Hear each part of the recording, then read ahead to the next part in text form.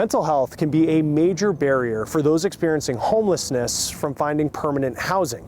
Alexa Liaco takes us to a campus with a unique approach, helping people get healthy and finding a permanent place to call home. So this is the east side of Detroit. It used to be a bustling neighborhood in its heyday. It has since, become this neighborhood that has a lot of blight, but there's a lot of opportunity today. On the corner of a struggling community stands a new beginning. This will be the first healthy housing campus that we can find in our country. A beacon for healing led by the neighborhood service organization's Linda Little. We're really excited to be here and be a part of the resurgence and renaissance of this community. This healthy housing campus will take up nearly an entire city block. The goal: end homelessness in this community by offering a hospital, a shelter, a resource center, and permanent housing in one place.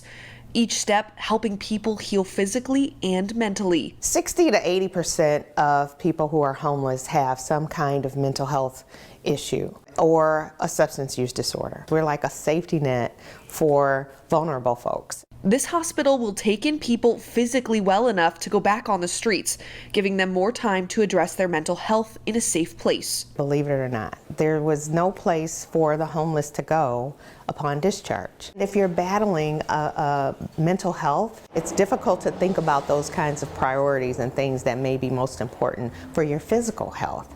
And so that's why we want to, provide that equity, meet people where they are. For those ready for the next step, this is just our residence area. The campus already has apartments for permanent housing. Alla Young was once sleeping on the streets. I became involved in negative activity. I had substance abuse issues. I lost 2 houses in foreclosure because of my substance abuse and different issues. That's what led me to the shelters. Over 3 years, he stayed in 7 different shelters. Now he has shelter of his own.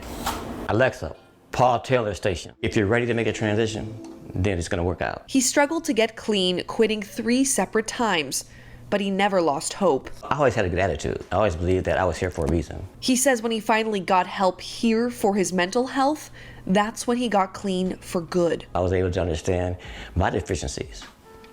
Started doing the things that I was raised to do. He's grateful for the help he got. Like my everyday right now, my resolve to live well. And he's hopeful this campus will give others that same resolve. The same way it's helped me, this Detroit Health Housing is going to help a lot of other people. It already has.